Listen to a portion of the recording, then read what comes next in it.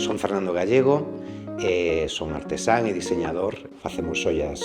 especiais e únicas. O oficio venme por meu pai, el era artesano, bueno, a mí me gustaba moito ir ao seu taller, estar ali con el, mirar como traballaba, e desde pequeno, bueno, pues estuve en contacto con este oficio e bueno, pouco a pouco fun aprendendo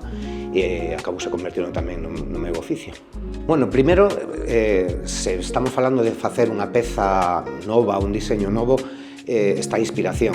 Unha idea que pode surgir de moitas fontes, a veces pois pode ser, teño pezas que están inspiradas nunha película, outras están inspiradas nun cadro que me gusta, nunha obra de arte ou algo da natureza, por exemplo, nun monte ou nun árbore. Entonces, partindo de esa idea que queres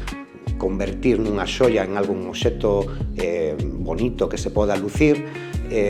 pois vas facendo pois o proceso de crear, xuntar os materiales, pensar que vas a utilizar ouro, pedras preciosas, para ao final darlle forma. E unha vez que tes o diseño pensado, despois empezas a traballar na mesa e aí moitas veces despois as cousas cambian porque vas variando según te vas encontrando coa realidade de levar a peza da idea á práctica hasta chegar ao final. O que máis me gusta do meu traballo, bueno, o proceso creativo desde que empezas pensando na peza que vas facer sobre o papel hasta que despois a convirtes nun obxecto terminado, pois é moi bonito, pero quizáis o máis bonito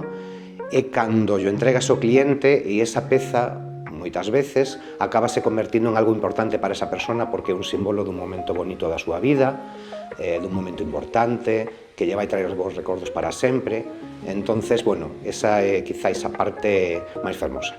É bo, é necesario que os artesanos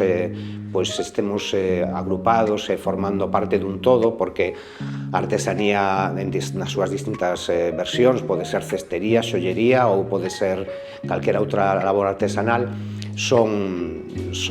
a representación dun arte e dunha tradición e, sobre todo, deben ser un factor económico importante para a nosa terra. Por iso é importante que nos organicemos para ser máis fortes.